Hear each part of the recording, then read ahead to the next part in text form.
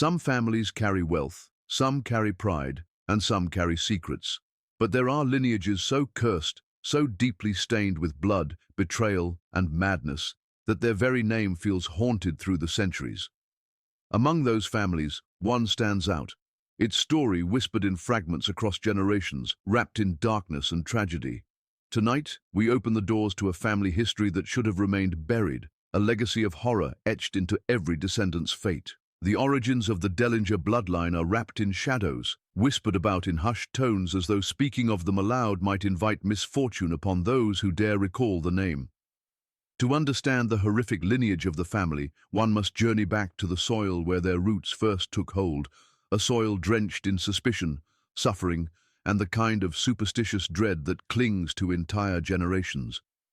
The earliest traces of the Dellingers do not appear in noble registries or proud family histories, but in scattered accounts, court records, and stories preserved by frightened villagers who lived near their lands.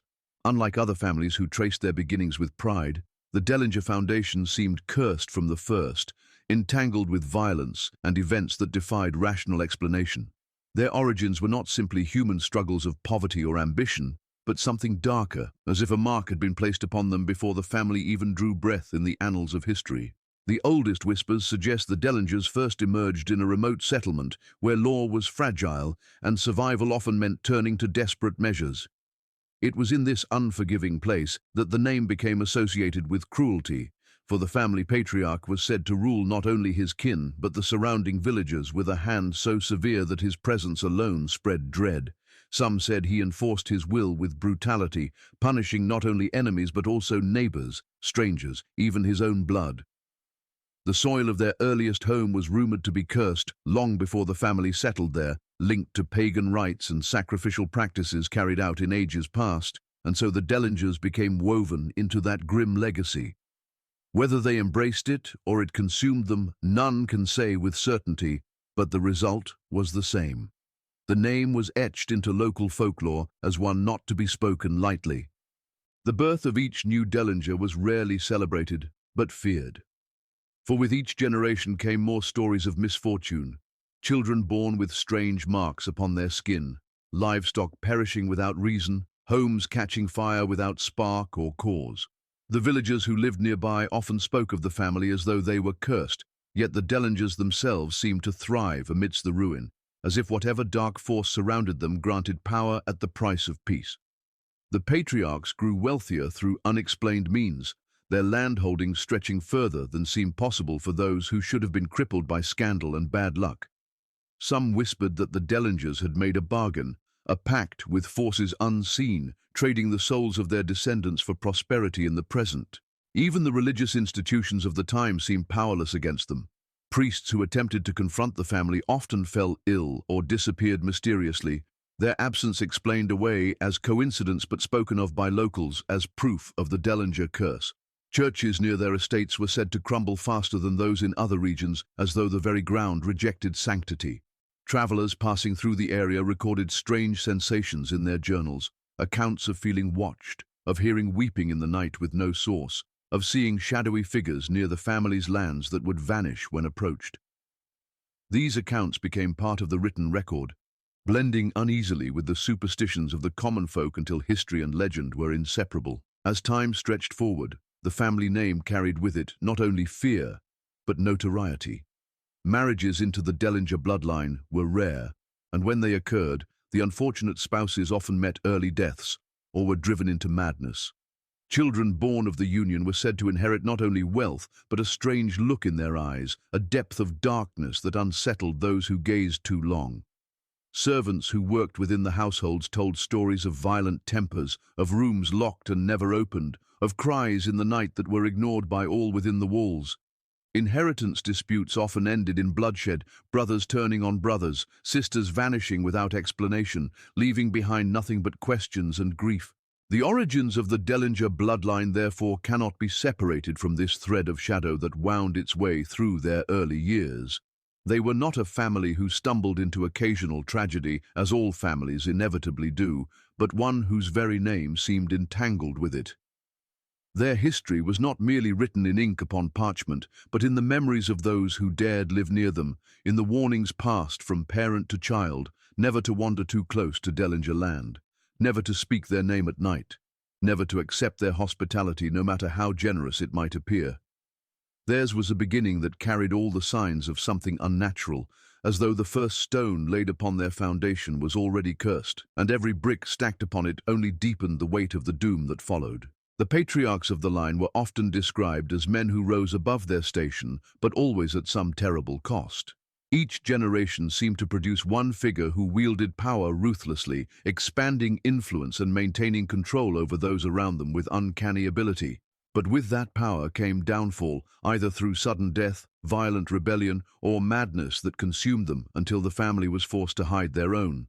The cycle repeated so frequently that it could not be dismissed as coincidence.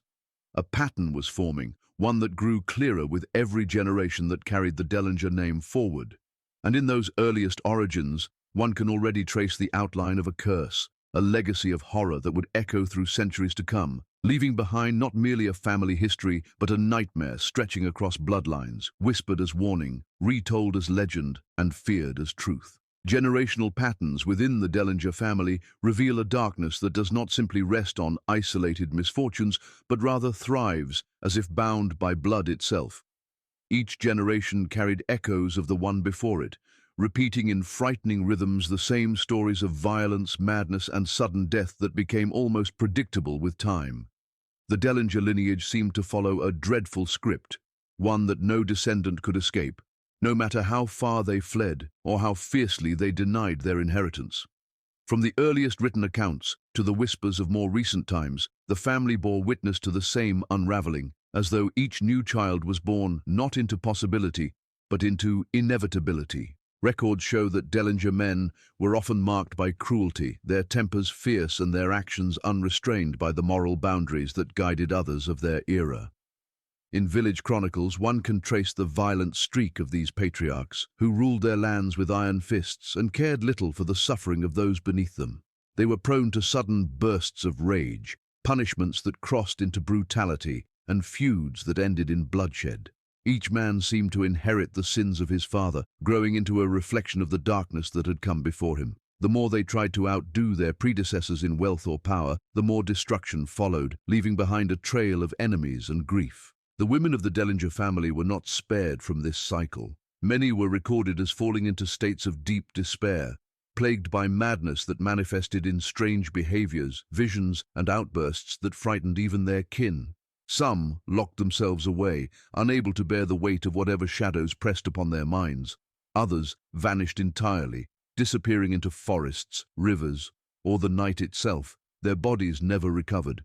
These stories grew so common that outsiders began to believe the family's blood carried a sickness of the soul, a hereditary curse that twisted the minds of daughters as surely as it hardened the hearts of sons. Children born into this lineage were rarely spared from tragedy. Accounts tell of infants dying inexplicably in their cradles, of young boys drowning in shallow waters where no danger should have existed, of girls wasting away in illness that physicians could not name. What made these patterns even more haunting was the frequency with which they repeated across centuries, each generation echoing the one before. If a father had died violently, his son would meet a similar end. If a mother had slipped into madness, her daughter would soon follow. There seemed no escape, no branch of the tree untouched by this invisible hand that guided their fates. The Dellinger family became less a lineage and more a cycle, turning endlessly, dragging each new generation into the same abyss as their ancestors. Stories told by servants and tenants of the family estates offer chilling glimpses into the daily lives of the Dellingers. They speak of nights when the manor would be filled with shouts, crashes of furniture, and the sound of glass breaking as rage consumed one family member or another. They describe children who spoke of strange figures watching them from corners, figures that no one else could see. There were reports of sudden, violent quarrels breaking out over trivial matters, quarrels that ended in injury or even death. Entire households seemed infected by a restlessness, an instability that no amount of wealth or influence could calm. Even those who entered the family through marriage found themselves falling into the same cycle, as if the curse did not merely run in the blood but seeped into anyone who dared tie their fate to the Dellinger name. The repetition of these tragedies became so well known that surrounding communities began to treat the family as a source of both fear and fascination. Local folklore grew around them, painting the Dellingers as people marked by some old and unbreakable pact. Parents warned their children never to wander near their lands, never to cross their path, and never to accept their kindness, for to be touched by the Dellingers was to invite misfortune into one's life. Yet even with such reputation, the family endured, continuing their line as though compelled by something greater than themselves to spread their blood and with it their curse. This endurance only deepened the sense of doom that surrounded them. If a family suffered so much over so long a span of time, one might expect them to disappear, extinguished by their misfortunes. Yet the Dellingers persisted, each generation birthing enough survivors to carry the name forward. It was as though the curse itself demanded their continuation, feeding upon them while ensuring they could never truly die out. Their survival was not a triumph, but another facet of the horror, prolonging the pattern and guaranteeing that the next child born would someday carry the weight of the same shadow. It is in the generational rhythm of their suffering that the true terror of the Dellinger family emerges. For while many families might face periods of tragedy, illness, or discord, the Dellingers endured an unbroken chain of violence and madness that resisted all attempts to end it. Even those who fled to distant lands found that the curse followed them, as though it were sewn into the very marrow of their bones. A son born far from the ancestral home would grow into the same rage.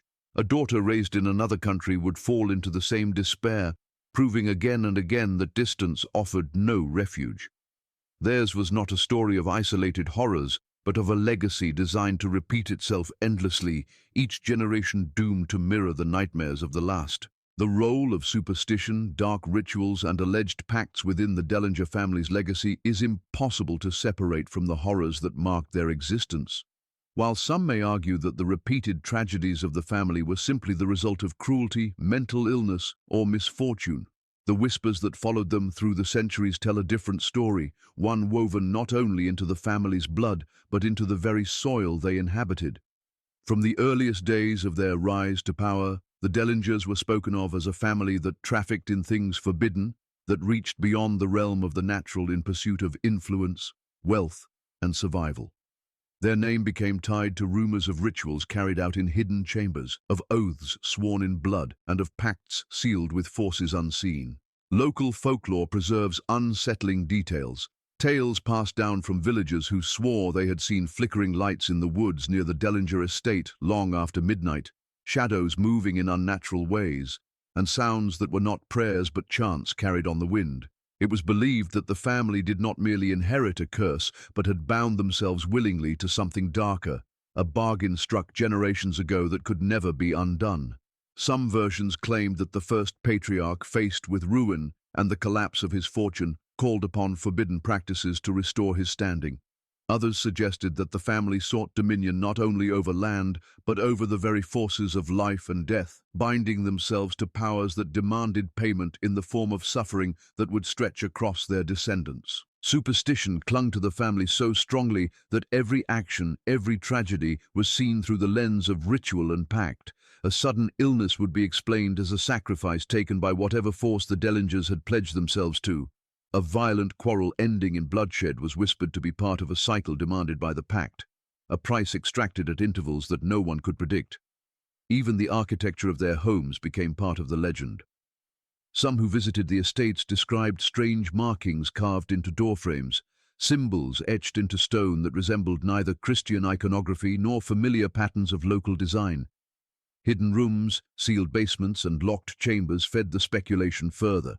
Servants spoke of being forbidden to enter certain spaces, of hearing strange noises beneath the floorboards, and of finding objects buried in the earth around the grounds, figures fashioned from bone, stones arranged in patterns, and tokens that seemed to serve no purpose other than ritual. The rituals were said to extend beyond the family themselves, infecting those who lived under their authority.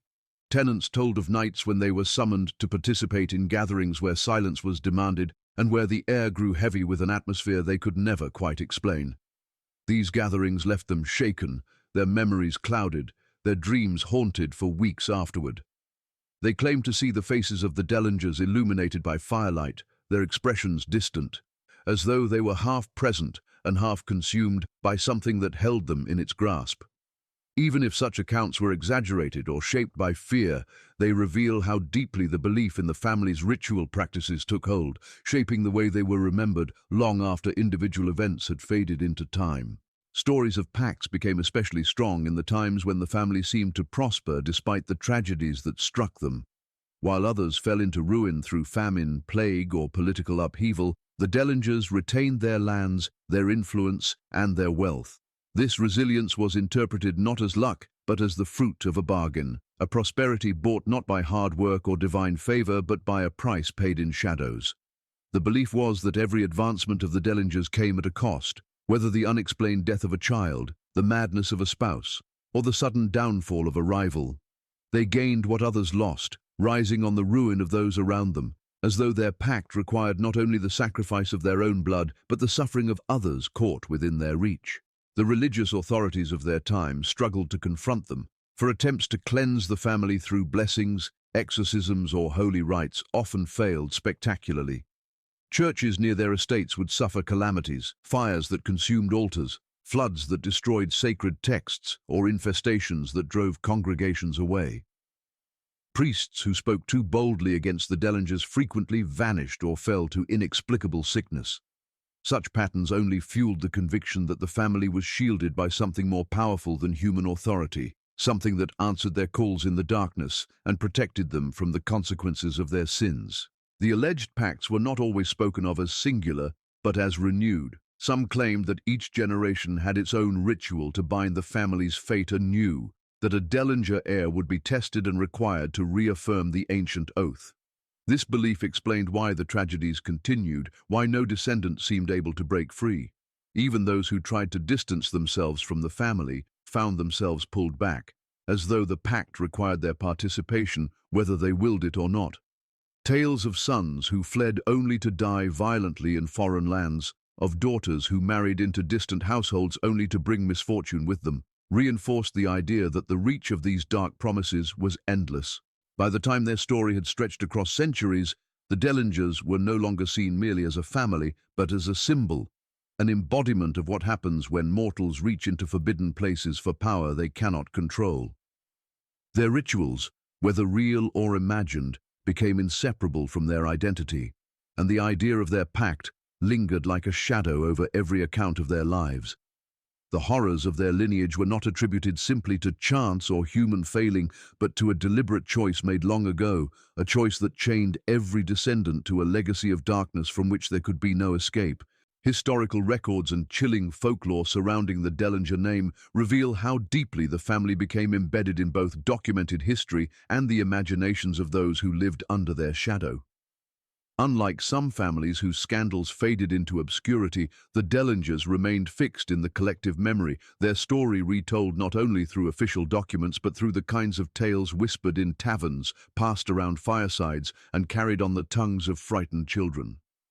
The boundary between fact and folklore blurred so completely that it became impossible to tell where truth ended and superstition began, and yet both pointed toward the same conclusion. The Dellinger name carried with it an atmosphere of dread that clung as tightly as the skin to the bone. Records from local courts and parish archives provide fragments of their legacy. Legal disputes over land, broken engagements, unexplained disappearances, and accusations of violence against tenants fill pages across generations, each incident echoing the next as though repeating a grim cycle. Some documents speak of trials in which members of the family stood accused of cruelty or murder, yet verdicts were often inconclusive or suspiciously lenient, suggesting the family's influence reached into the chambers of authority. Other files note sudden deaths within the household, children lost without explanation, and widows who never lived to see old age. These details, scattered across decades, created a pattern that was hard to dismiss, even for those who wished to see the family as nothing more than another troubled noble line. Beyond the archives, folklore carried its own kind of record, often darker and more disturbing than the official accounts. In villages neighboring the family's lands, the Dellingers became characters in ghost stories told to frighten children into obedience. Parents warned that to wander too near the estate was to invite nightmares, that speaking the name aloud after nightfall might summon their spirits, and that to accept gifts or coin from them was to sell one's soul. Farmers told of fields that withered overnight near Dellinger borders, as though the very land recoiled from their presence. Travellers claimed to see lights burning in windows long after the household should have been asleep, lights that shifted from red to black to nothing at all, leaving behind an oppressive silence heavier than any storm. The folklore painted the Dellingers as more than human, creatures who straddled the line between flesh and something otherworldly. Some tales described them as shapeshifters who took on animal forms to wander unseen, their true bodies locked in chambers beneath their estates. Others cast them as hosts for restless spirits, vessels through which the dead sought vengeance against the living. Stories of cries heard in the woods, of figures standing motionless at the edge of fields, and of strange hoofprints leading to their doors became part of the shared memory of entire regions. Even if such tales were born from fear or envy, their persistence across centuries gave the impression that something uncanny followed the family wherever they went. Historians attempting to untangle fact from legend found themselves caught in a web of contradictions. The Dellingers appeared in records of charitable donations to churches, sponsoring repairs or contributing to festivals, acts that might suggest piety or goodwill. Yet just as often, stories of sacrilege and corruption appeared alongside these acts of generosity, leaving the impression that their charity was a mask for something far darker. Was their support of the church an attempt to silence criticism, or was it a desperate effort to ward off the very forces people believed they had allied with? Even contemporary observers could not agree, and so their image grew more ambiguous, a family that could never be understood through reason alone. The folklore grew bolder in times of crisis. During periods of plague or famine, it was common for villagers to lay blame at the Dellinger doorstep, believing the family had invoked misfortune to maintain their own prosperity. When crops failed, people swore the Dellinger fields remained fertile. When illness swept through the region, the family seemed untouched, their children spared while neighbors buried their dead. This disparity fueled the belief that their prosperity was purchased through a dark bargain, that their wealth was drawn directly from the suffering of those around them. Even when rational explanations existed, fear made superstition more convincing, and so the legend spread further. Ballads and songs added another layer to the story. Traveling minstrels carried tales of the Dellingers to distant towns, transforming the family into symbols of corruption, greed, and supernatural evil. Some verses described young brides who married into the family only to disappear on their wedding night, their spirits trapped in mirrors within the great house. Others sang of restless children who roamed the estate's halls, their laughter echoing though no living child remained. These stories, exaggerated for dramatic effect, ensured that the Dellinger reputation spread far beyond their homeland, cementing their place in folklore not as individuals, but as archetypes of cursed nobility. Even in the modern era, when superstition gave way to skepticism, the stories of the Dellingers refused to fade. Researchers uncovered diaries written by servants who described their terror of working in the family estates, letters from travelers recounting sleepless nights spent near their lands, and sketches of strange symbols that matched no known tradition. The combination of historical fragments and folkloric imagination created a tapestry of horror that could not be undone. Whether every detail was true mattered little. The persistence of the tales ensured that the Dellinger name would forever be associated with dread. It is within this blend of fact and legend that the chilling power of the Dellinger legacy takes shape. Their story does not live only in the dust of archives or in the fading ink of court records, but in the living memory of those who passed down their tales as warnings. Each retelling gave them new life, each whispered story added weight to their curse, until the Dellinger family existed as much in the realm of fear as in the realm of history. Their legacy preserved not by monuments or achievements, but by the terror they inspired in all who knew their name. The modern-day echoes of the Dellinger family's past are perhaps the most unsettling of all. For while the centuries have shifted, societies have advanced, and old superstitions have been pushed aside in favor of reason, the shadow of their legacy continues to stretch across time. To speak of the Dellingers is not to speak only of history, but of a presence that lingers, whispering in the cracks of modern memory, reminding us that some curses do not die with the passing of generations. Researchers who have delved into the family archives, historians who have pieced together their story, and even ordinary people who have stumbled across the remnants of their estates all report the same unnerving sensation, a sense that the horrors tied to their name remain alive in some unseen form, reaching forward into the present day. In the ruins of what were once Dellinger homes, there are accounts of strange phenomena recorded by explorers, locals, and even paranormal investigators. Abandoned halls echo with footsteps when no one is inside, and windows long shattered still reflect shadows moving across the walls. Some who have dared to enter claim to hear faint whispers in rooms that should be silent, while others describe overwhelming feelings of dread, nausea, or inexplicable sorrow that drive them back into the daylight. Objects left behind, portraits, books, fragments of furniture, seem charged with something unnatural, as though they retain pieces of the family's essence. Even skeptics, determined to dismiss such stories, often find themselves disturbed after spending too much time in those places, unable to shake the weight of the atmosphere that clings to every stone. The Dellinger family name still emerges in genealogical studies, though many descendants have long since tried to obscure or sever their ties. Yet blood cannot be so easily erased, and whispers persist that some living heirs carry not only the lineage, but the curse. Families who trace their ancestry back to the Dellingers often report lives filled with inexplicable misfortunes, cycles of addiction, mental illness, violence, or despair that mirror the patterns documented in their ancestors. Some avoid speaking of their heritage entirely, fearing that acknowledging it only invites further ruin, while others seem strangely drawn to it, as though compelled by forces beyond their control to uncover what lies in the shadows of their bloodline. It is in these personal stories that the echo of the past becomes most tangible, for they show that the horrors of the Dellingers are not confined to dusty manuscripts or local folklore, but are woven into living flesh. In towns that once bordered Dellinger lands, older residents still tell stories of strange encounters. They speak of seeing unfamiliar figures walking near the ruins at night, figures that vanish when approached. They recount tales of hearing screams carried on the wind, though no living soul can be found. Some say that livestock still refuse to graze near certain fields once owned by the family, and children report nightmares after wandering too close to the old boundaries. Even though the Dellingers as a powerful household no longer exist, the land itself seems stained, as if their presence soaked into the soil and refuses to let go.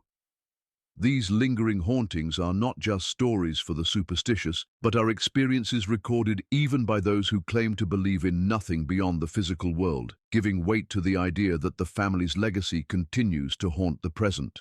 Writers, artists, and filmmakers who have uncovered the story of the Dellingers often find themselves consumed by it, unable to let it go. Accounts describe researchers becoming obsessed, losing sleep, or feeling watched while studying the records. Artists inspired by the family's history report dark dreams and even illnesses while working on projects connected to their name. There is a belief among some that even attempting to tell the Dellinger story risks awakening something, that their legacy resists exposure, striking out against those who would drag their secrets into the light. This belief only deepens the aura of menace that surrounds them, reinforcing the idea that theirs is not merely a tale of the past, but an active force still shaping events in the present. There are also modern-day legends surrounding families who claim to have once crossed paths with the Dellingers. These stories, often fragmented and inconsistent, nevertheless share unnerving similarities. Sudden deaths, homes plagued by strange occurrences, or generations marked by tragedy after an encounter with someone bearing the Dellinger name. Some descendants of rival families refuse to speak on record about the past, insisting that silence is the only protection, that to resurrect the old grudges risks bringing the curse to life again. Such fear suggests that even now, the Dellingers are not just remembered, but actively avoided, their shadow stretching so far that it silences voices centuries after their decline. Even science has not fully escaped the reach of their reputation. Studies into inherited trauma, epigenetics, and the psychological impact of ancestry have been drawn into conversations about the Dellingers. Scholars debate whether the family's tragedies could be explained by a combination of genetics, environment, and repeated cycles of abuse, yet even these explanations seem insufficient to account for the sheer persistence and intensity of the patterns. Rational theories provide one level of understanding, but the unease that accompanies their story persists, suggesting that logic alone cannot dispel the sense of something older and darker at work. What makes the modern echoes of the Dellinger lineage so terrifying is not simply that their story continues to be told, but that it seems to demand retelling. Every generation discovers them anew, unearthing the same fragments, piecing together the same horrors and feeling the same chill as though guided by invisible hands. The silence surrounding their name is never complete, for just when it seems their story has been buried for good, it rises again, whispered in classrooms, retold in documentaries, or uncovered in forgotten archives. This persistence, this refusal to fade, becomes its own kind of haunting, proof that some legacies cannot be laid to rest no matter how many centuries pass, no matter how deeply one tries to bury the truth.